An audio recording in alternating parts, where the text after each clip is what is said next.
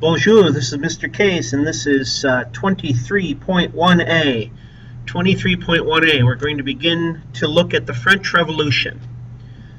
The origins of the Revolution. Well, France had been ruled by the old regime. Well, what is that? Well, that's a system of feudalism left over from the Middle Ages. France is in the 1770s, and yet there is kind of like they're dragging their feet as to how they ruled themselves. Yes, they had a king, but it's a system of feudal obligations, and it was old, to say the least. France was set up with three large social classes called estates. They're social classes. They called them estates. The first, second, and third estates. We're going to see some estates are more privileged than others. The first estate was made up of Roman Catholic clergy. Roman Catholic clergy. They owned about 10% of the land. 10% of the land. The second estate were the rich nobles. Rich nobles. Nobles are relatives of the king. They made up about 2% of the population, and they owned 20% of the land. 20% of the land. And they paid little tax. The first two estates paid little to no tax at all. Roman Catholic clergy owned 10% of the land. Second estate owned 20% of the land. So 70% of the land was owned by the third estate. Now let's look at the third estate. On the top of the heap for the third estate is a group called the Bourgeoisie. The Bourgeoisie. What a name. They are well-educated merchants and artisans. Well-educated merchants and artisans.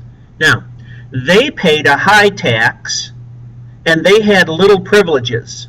They paid high tax, had very little privileges. They were as good as the nobles, yet they didn't have the title or the rank. Second, in the third estate were the workers. These were the cooks, servants, etc., etc. They paid low tax, they had few jobs, and a lot of them were starving. They paid low tax, but they did pay tax, and they had few jobs, and they were hungry. And then at the very bottom are these landless workers called peasants. They made up 80% of the population. They paid half of their income in tax. Half of their income in tax. So the third estate got nailed with a lot of tax. Take a look at this cartoon that was popular in the day. Who do you think is underneath this heavy burden? Well, it's the peasants. It's the third estate in general, including the bourgeoisie and the workers. The guy with the long beard and the big mitre hat is the clergy, and then the guy that's well dressed is the nobles. So the first two estates rule over the third estate under these crushing taxes. Wasn't fair. Take a look at this pie chart. Population, 98% was the third estate. Look at the land ownership. 65% went to the commoners, but the government taxation, third estate only. Doesn't seem fair. The rich people don't pay taxes, the poor people do. That didn't seem fair at all. Alright, forces of change. The Enlightenment ideas here. You're going to see a phrase, liberty, equality, and fraternity. F-R-A-T-E-R-N-I-T-Y. These words were inspired by the ideas of these philosophers, Jean-Jacques Rousseau and Voltaire. Liberty, freedom. Equality, fairness. Fraternity, brotherhood. We see the American Revolution was a model for the French Revolution. American Revolution that was fought earlier, where they threw off the bondage of Britain, was a model for the French. They're going to try to throw off the bondage of the two higher estates. Now, economic woes. This helps set the stage for the French Revolution. Economic woes. Reasons for France's debts. They had heavy taxation that made business difficult. Heavy tax made business difficult.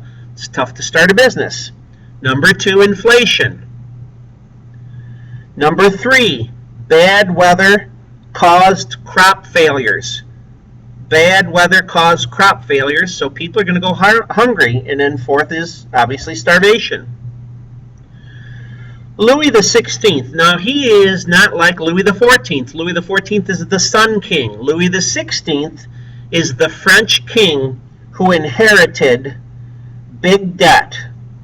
Big debt. D-E-B-T. Who do you think gave it to him? Well, obviously Louis the 14th. They borrowed, or he borrowed, to aid Americans in the American Revolution. He borrowed a lot of money to aid the Americans in the American Revolution. France hated Britain, so they're going to help the Americans. Extravagant spending.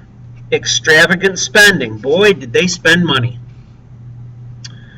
All right, now, married to Louis the 16th is Marie Antoinette. That's Louis's wife. You didn't have to put this down, but she was the daughter of Maria Theresa of Austria. So Marie Antoinette was an Austrian. She is Louis's wife, and she's unpopular and spent too much money on luxury. She spent too much money on luxury. Whose money do you think it was? It was the taxpayer. Now, because of this tax burden and because of these debts, there's going to be a meeting of the Estates General. It had not happened for 175 years. The Assembly of the Estates, all three estates, supposedly are going to meet at Louis's palace. And here, Louis is going to try to tax the aristocrats. Tax the aristocrats. It was a forced meeting by the nobles. Well, we will talk a little bit later on. The meeting of the Estates General in 1789 was the first meeting in 175 years. We will talk about this later. This is Mr. K's signing off, 23.1. I'm out.